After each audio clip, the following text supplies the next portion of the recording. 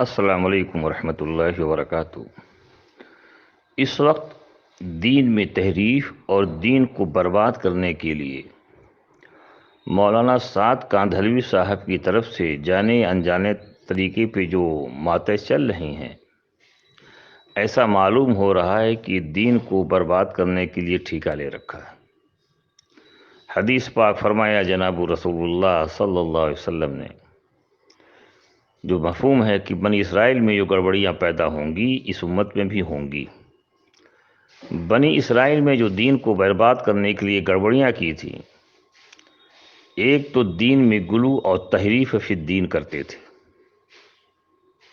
یعنی دین کے اندر تحریف کرتے تھے اور غلو کرتے تھے۔ اس سے بچنے کے لیے نبی کریم صلی اللہ علیہ وسلم نے اس امت کو ہدایت دی۔ اس وقت مولانا سعد کاندھلوی صاحب غلو فی الدین کر رہے ہیں اور تحریف فی الدین کر رہے ہیں۔ علماء کرام فرماتے ہیں کہ جہاد میں جانے کے لیے یہ فرمایا گیا کہ تم جہاد میں جاؤ تو روزہ نہ رکھو، چونکہ وہاں طاقت کی ضرورت ہوتی ہے اور تم نڈھال ہو جاؤ گے تو جہاد نہیں کر پاؤ گے۔ تو مولانا سعد کاندھلوی صاحب اس وقت تبلیغی جماعت پر یہ فٹ کرتے ہیں کہ اصل جہاد تبلیغی جماعت ہے، ان کے آدمی اس بات کو کہتے ہیں، اور جہاد کی جتنی بھی آیتیں اور حدیثیں ہیں وہ ساری کی ساری تبلیغ پر فٹ کر رہے ہیں۔ دیوبند کا ایک فتویٰ ہے، دیوبند سے پوچھا گیا کہ تبلیغی جماعت میں نکالنے کے لیے جہاد کی آیتیں یا حدیثیں بیان کی جائیں۔ دارالعلوم دیوبند نے کہا کہ تبلیغ کے لیے حدیثیں اور آیتیں وہی بیان کیجیے، جہاد کی جو آیتیں اور حدیثیں بیان کریں گے تو یہ دین کے تحریف کے مترادف ہو جائے گا۔ اس وقت جتنے تبلیغی جماعت مولانا سعد صاحب کے لوگ ہیں وہ ساری کی ساری جہاد کی آیتیں اور حدیثیں یہ تبلیغی جماعت کے اوپر بیان کر رہے ہیں، یہ تحریف فی الدین کر رہے ہیں۔ اسی کو مولانا ارشد مدنی صاحب کہتے ہیں، اگر مولانا سعد کے بیان میں جاؤ گے، جو غلط باتیں تحریفی باتیں بیان کر رہے ہیں وہ باتیں تم دنیا میں پھیلاؤ گے، اس سے دین کو نقصان ہوگا۔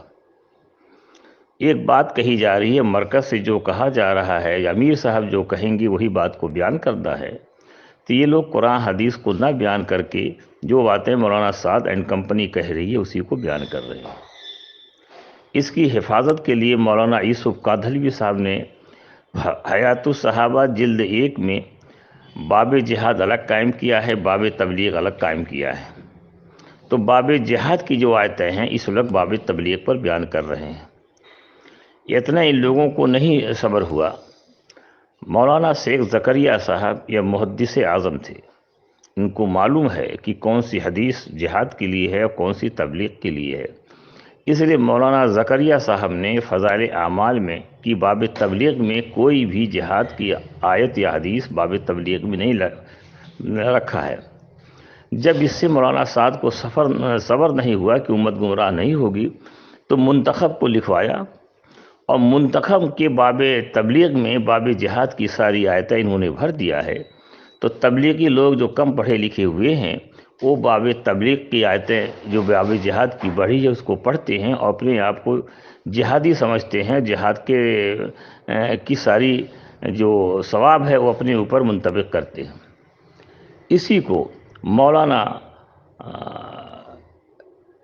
جو اس سے پہلے دارالعلوم کے محتمم تھے، صدر مدرس تھے، انہوں نے رحمۃ اللہ علیہ تو انہوں نے لکھا ہے کہ فضائل منتخب حدیث کی فضائل تبلیغ میں مشکات شریف کی جو ساری کی ساری جہاد کی آیتیں ہیں وہ ساری کی سارے جو منتخب کے باب تبلیغ میں بھر دیا ہے۔